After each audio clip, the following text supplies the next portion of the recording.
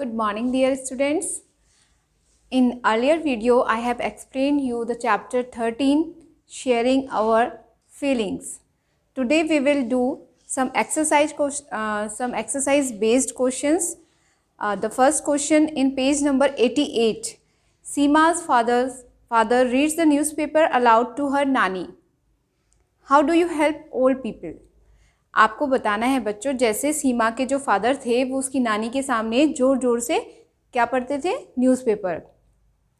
आप भी ऐसे ही क्यों पढ़ते हैं न्यूज़पेपर? वो क्योंकि उनकी नानी को हेयरिंग प्रॉब्लम हो सकती है, हो सकता है वो कम सुनती होंगी, या हो सकता है वो देख नहीं सकती होंगी, उतने अच्छे से न्यूज़पेपर को देखकर पढ़ नहीं सकती हैं, तो उनको वो पढ़ पढ़ के लाउडली उनको सुनाते हैं। ठीक है, ऐसे ही आप किसी बूढ़े आदमी की, अपने घर में जो ओल्ड पीपल हैं, आप उनकी हेल्प करते हैं और कैसे करते हैं। ठीक है, तो ये आंसर आपको अपने आप से खुद से लिखना है कि आप अपने घर के जो ओल्ड पीपल हैं, जो आपके दादा दादी या नाना नानी हैं, उनकी किस प्रकार आप उनकी हेल्प करते हैं। ठीक है, तो एग्जाम्पल आप हेल्प कर सकते हैं, उनकी मेडिसिन लेने में उनकी हेल्प कर सकते हैं, उनको याद दिला सकते हैं कि आपकी मेडिसिन का टाइम है, और छोटे मोटे काम उनकी करने में उनकी हेल्प कर सकते हैं। तो आपके आंसर अलग अलग हो सकते हैं, इसलिए ये क्वेश्चन का आंसर आपको खुद से करना है। इस क्वेश्चन का आंसर मैं करवा रही हूँ। सेकंड क्वेश्चन जो है, what kind of problem do people have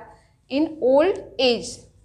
ठीक है, तो आपको ये क्वेश्चन बुक में ही करने हैं बच्चों। ये क्वेश्चन है, what kind of problems do people have in old age. तो it's our question number 2.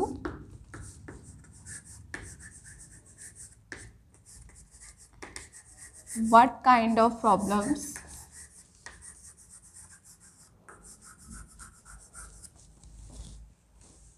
do people have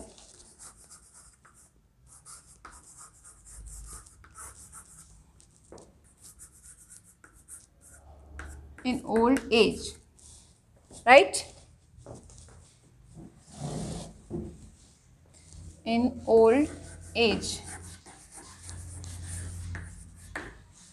answer क्या हो सकता है बच्चों?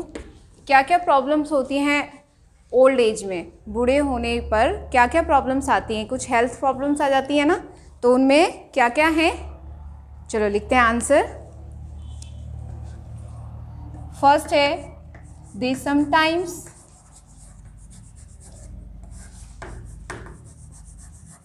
have to face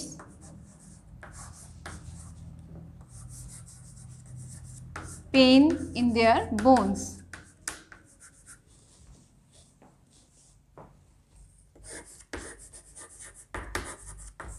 कभी कभी बच्चों जो बूढ़े लोग होते हैं उनको पेन होता है उनके जॉइंट्स में, उनके बोन्स में। ठीक है, क्योंकि एज के साथ कैल्शियम और भी कुछ विटामिन की कमी हो जाती है, उसकी वजह से उनको उनके बोन्स में पेन होता है। ठीक है, दूसरा, they have to face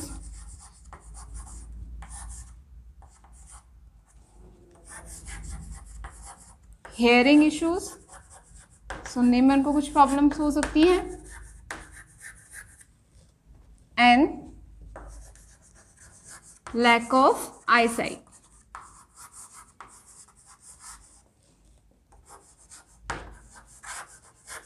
ठीक है, तो उनको ये प्रॉब्लम्स हो सकती हैं कि कभी कभी उनको उनके जॉइंट्स में पेन होता है और उनको देखने और सुनने में प्रॉब्लम होती है। ठीक है, तो ये प्रॉब्लम्स हो सकती हैं, ये जनरल प्रॉब्लम है जो कि एक ओल्ड एज पर्सन को होती हैं। ठीक है बच्चों, सो क्वेश्चन नंबर 3 है, ये आपको बुक में ही फिल करना है।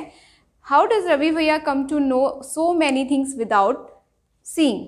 आपको पता है कि रवि भैया जो थे बच्चों, वो अपना काम खुद ही करना उनको पसंद था, किसी की हेल्प नहीं मांगते थे वो, और उनकी इतनी ज़्यादा, उनके सेंस बहुत ज़्यादा तेज़ थे कि वो किसी की सिर्फ आने से पता लगा लेते थे कि वो कौन है, हालांकि वो देख नहीं सकते थे।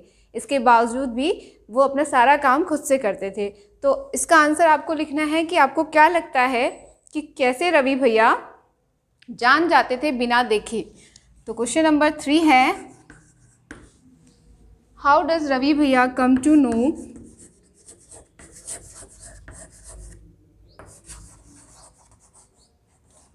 रवि भैया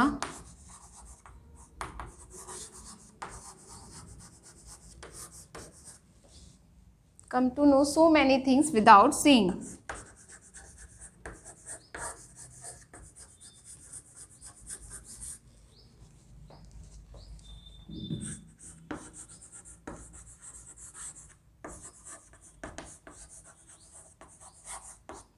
विदाउट सीइंग, बिना देखे वो बहुत सारी चीज़ें जान जाते थे, पहचान जाते थे।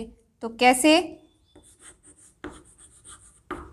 तो बच्चों, जब कोई देख नहीं सकता तो उसके बाकी सेंस बहुत अच्छे से काम करने लग जाते हैं, क्योंकि सारा फोकस और सेंसेस में आ जाता है।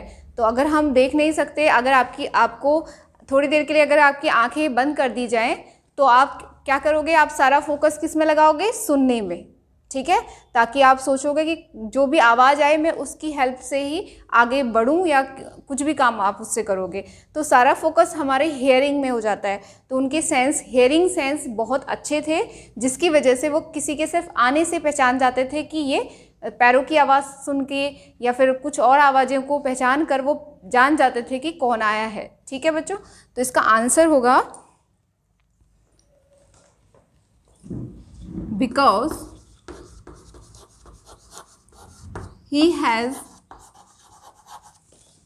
good hearing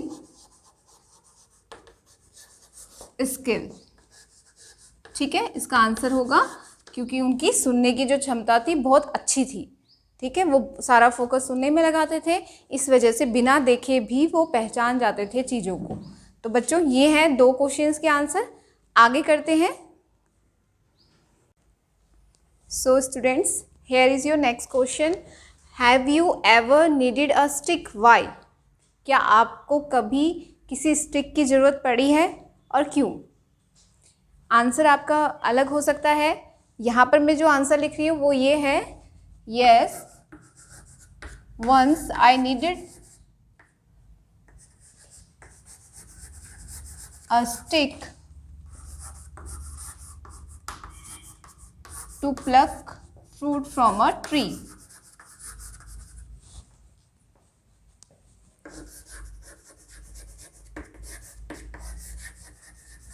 From a tree.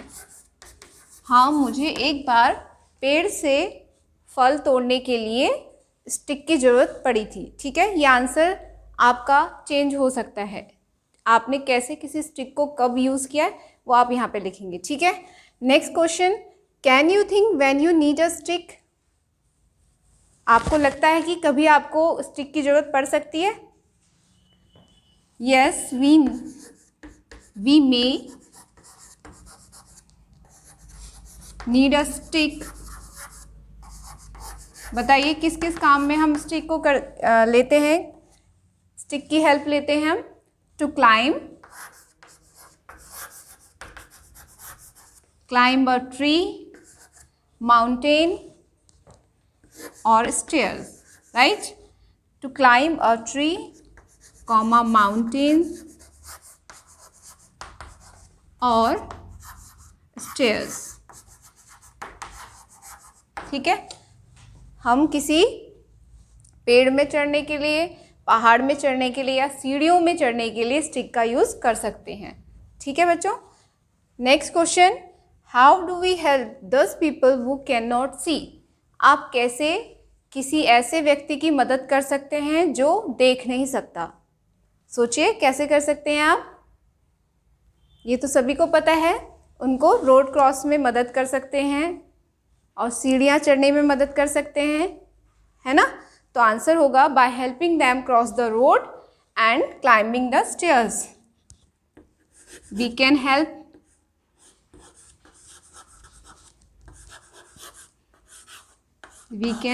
them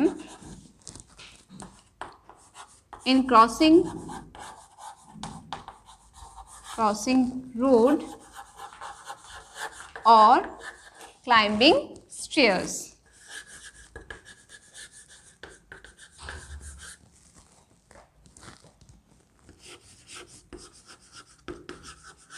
ठीक है, तो ये है आंसर ये क्वेश्चंस के आंसर्स बच्चे आप लोगों की बुक में क्वेश्चंस ऑलरेडी गिवन है, आपको पेंसिल से अपनी बुक में ही इन्हें नोट करना है, ठीक है। तो इनको अच्छे से अपनी बुक में नोट कीजिए, फिर फ़ोटो क्लिक करके मुझे सेंड भी करना है कि आपने कैसे किया है, ठीक है। फिर इसके बाद हम अपने कुछ क्वेश्चंस अपनी नोटबुक में करेंगे, okay. Read the chapter carefully and do these questions only on your textbook, right. So bye bye बच्चों, थैंक यू सो मच।